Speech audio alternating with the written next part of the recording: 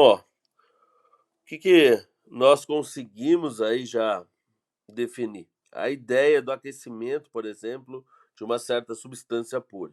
E isso é importante, inclusive, para nós identificarmos a, esse tipo de substância, tá? Então, ó, lembram-se que no final da aula eu falei sobre essa curva de aquecimento aqui, né? O que eu tenho uma relação aqui, ó, entre temperatura, olha aqui em graus Celsius, certo? E o calor fornecido. Isso daqui pode variar. Muitas vezes o exercício pode também dar em função do tempo, certo? Falando de uma fonte de calor que aplica uma quantidade de calor a cada tempo, então ele relaciona aí a temperatura com o tempo. Aqui eu estou trabalhando, no caso, com a água, o gelo. Inicialmente ela está na fase sólida, né? Ou seja, tá ali um pedacinho de gelo. Percebam que a temperatura inicial aqui, ó, menos 80 graus Celsius. O que acontece? Esse corpo ele vai ganhando calor, tá? Ele não entra em fusão primordialmente. Aquela coisa que eu falei, não adianta você aplicar calor num corpo de gelo se ele não estiver a temperatura de fusão, que é 0 graus Celsius. Então aqui você está aplicando o calor, ó, e o que você está tendo somente? O aquecimento do gelo. Então, ó, nessa região aqui, o que nós temos? O calor sensível do gelo. Como que a gente calcula esse calor sensível? E essa é a massa do gelo aí. Calor específico sensível, Czinho, do gelo, que é diferente da água, vezes a variação de temperatura. No caso, aí seria uma variação de temperatura de 80 graus Celsius, né? Temperatura inicial 80, final é 0, certo? Aqui ele entra no processo de fusão. Então, nesse processo de fusão, nós temos aí a fase sólida e a fase líquida em coexistência.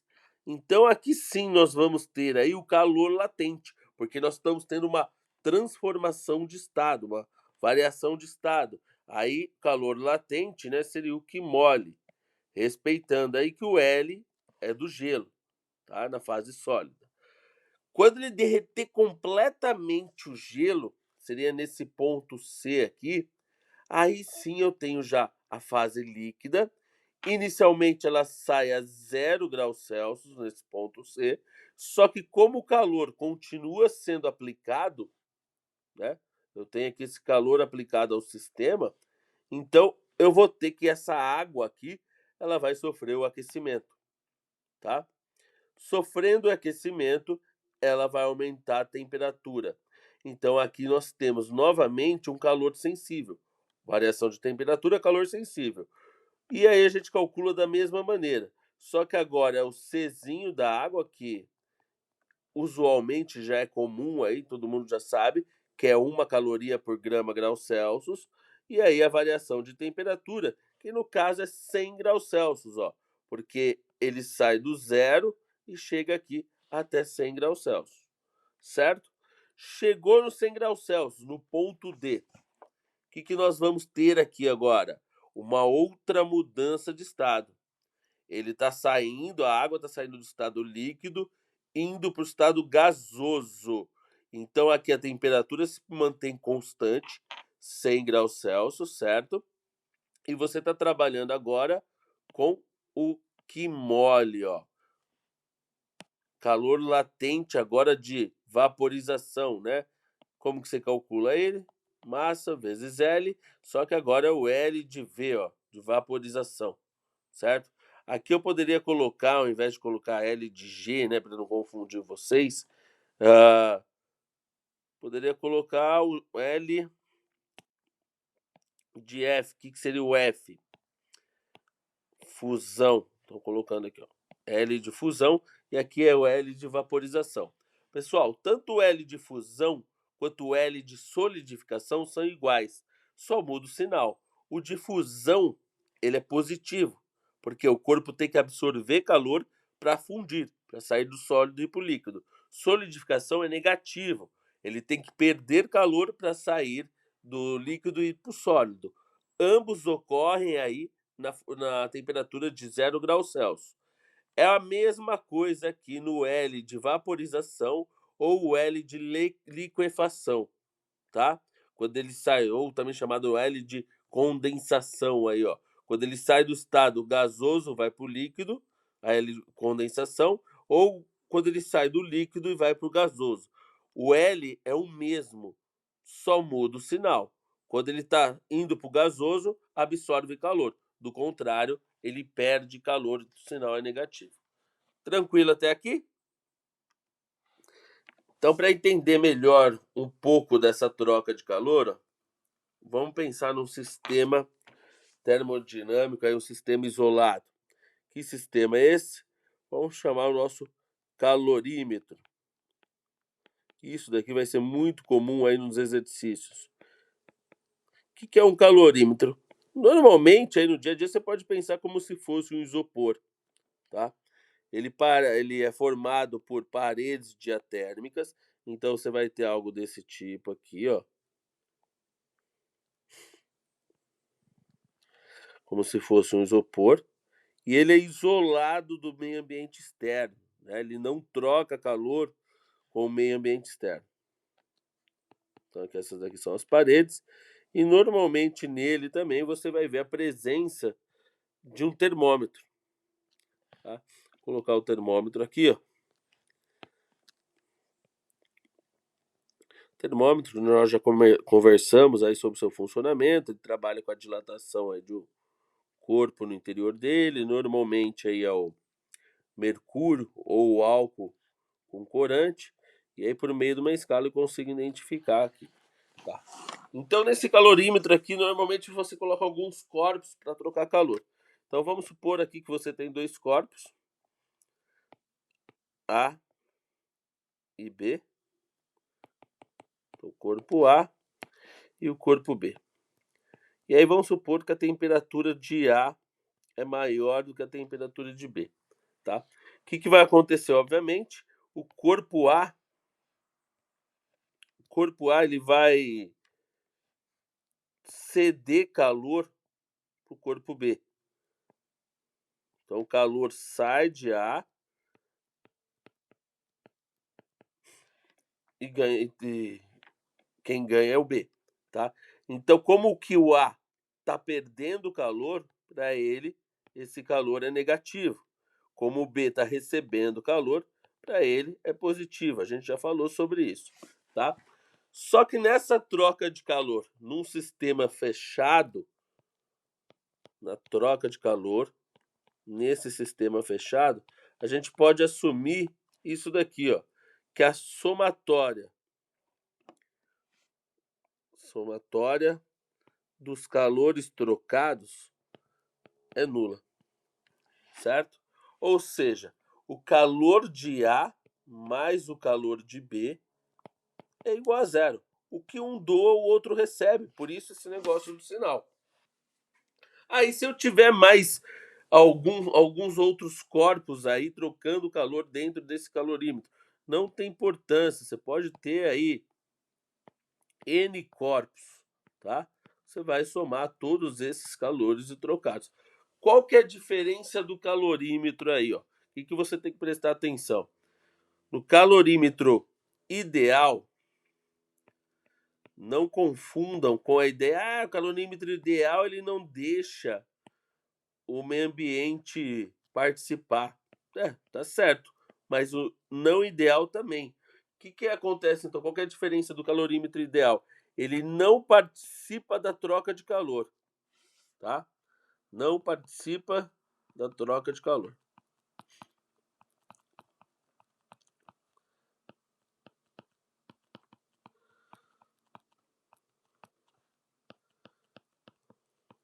Certo? E o calorímetro não ideal?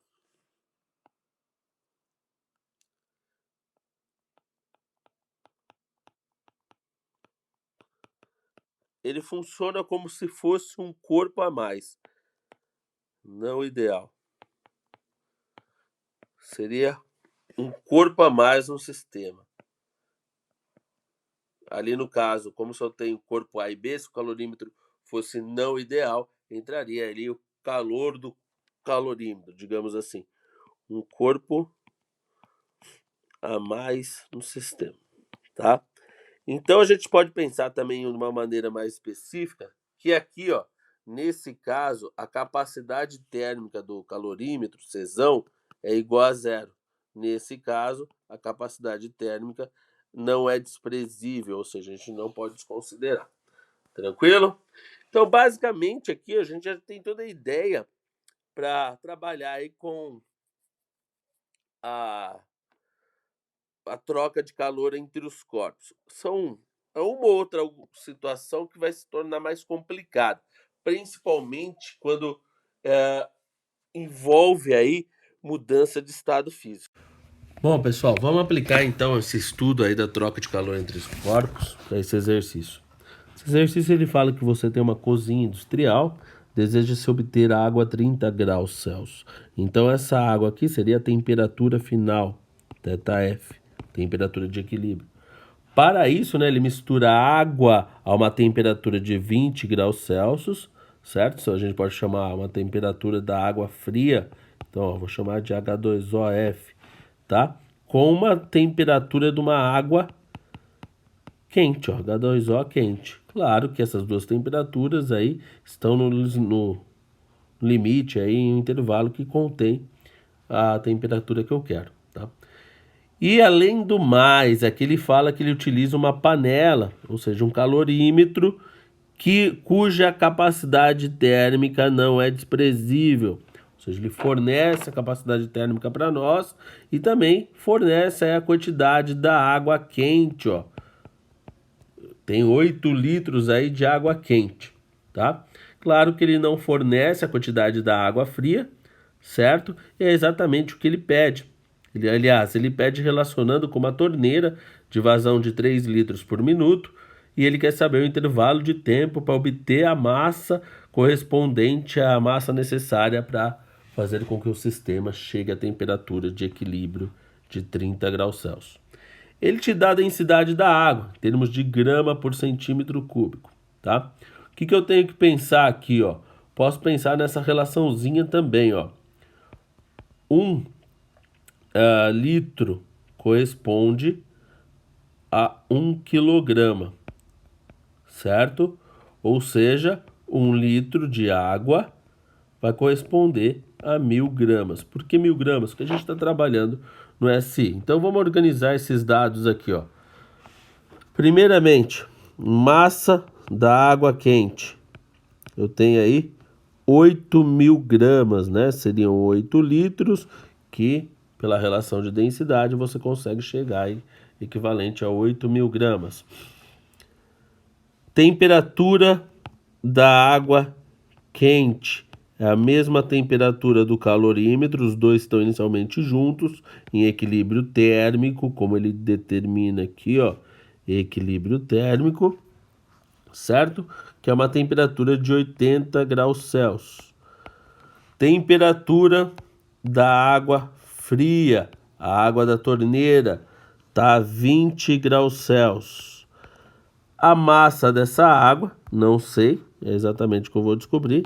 Massa da água fria, não sei. E eu sei também que a temperatura de equilíbrio ou temperatura final é igual a 30 graus Celsius. Tá?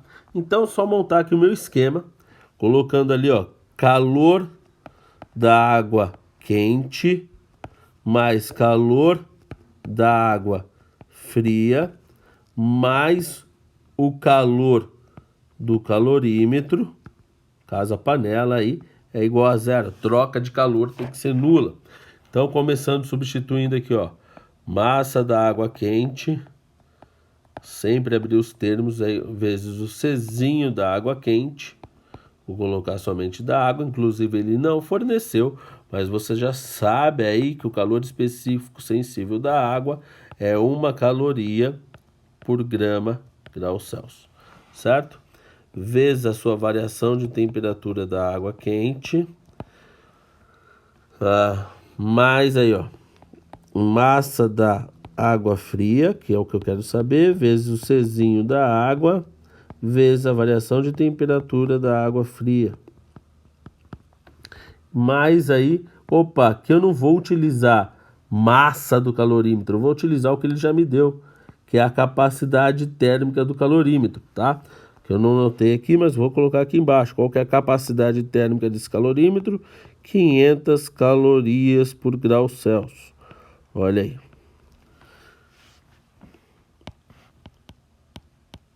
(500 calorias por grau Celsius), tá? Então, C do calorímetro, né?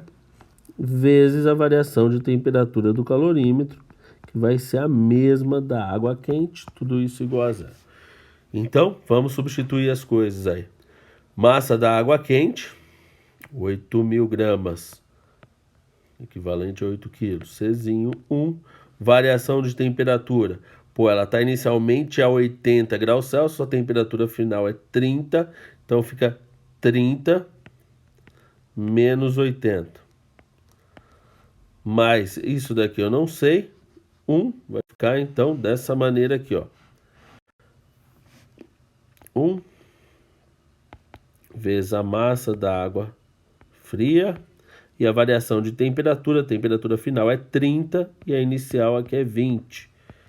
Mais aqui, ó, Czão é 500 e aqui, como eu havia falado, é igual da água quente, 30 menos 80, tudo isso igual a zero, certo? Tá. Então aqui, ó, o que eu vou ter aqui?